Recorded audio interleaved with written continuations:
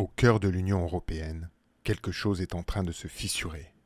Depuis des années, Bruxelles parle d'unité, de solidarité, de décisions communes. Mais aujourd'hui, certains pays commencent à dire non. Non au financement, non aux décisions imposées, non à des élites jugées déconnectées.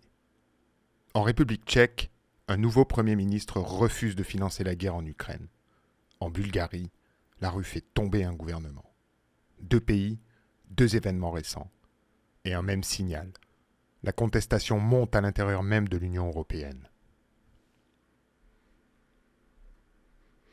Andrej Babis est une figure centrale de la politique tchèque. Ancien chef d'entreprise devenu homme d'État, il fonde en 2011 le mouvement politique ANO 2011. ANO signifie « oui » en tchèque, mais c'est aussi l'acronyme de « Action des citoyens mécontents ». À l'origine, le parti se présente comme anticorruption et anti-système.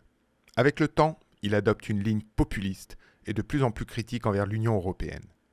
Babis n'est pas un nouveau venu. Il a déjà été Premier ministre entre 2017 et 2021 et il revient aujourd'hui au sommet de l'État. En octobre 2025, les électeurs tchèques tranchent. Le parti ANO arrive largement en tête des élections législatives, près de 35% des voix, 80 sièges sur 200 au Parlement. ANO devient la première force politique du pays, mais sans majorité absolue. Pour gouverner, Andrej Babis forme une coalition parlementaire. Il s'allie avec deux partis souverainistes et eurosceptiques. Le premier est le parti SPD, Freedom and Direct Democracy. Il obtient environ 8% des voix et 15 sièges. Un parti nationaliste très critique envers Bruxelles. Le second est Motorists for Themselves, un mouvement plus récent. Il franchit le seuil électoral avec environ 7% des voix et 13 sièges. Au total, la coalition rassemble 108 députés sur 200. Une majorité claire et stable au Parlement tchèque. Le 9 décembre 2025, Andrej Babis est officiellement nommé Premier ministre. Quelques jours après son retour au pouvoir, Andrej Babis crée la surprise. Il annonce que la République tchèque ne participera pas au financement des prêts européens destinés à l'Ukraine. Sa justification est directe. Le pays n'a pas d'argent et l'argent public doit servir en priorité au peuple tchèque. Un refus clair, assumé. Un message envoyé à Bruxelles.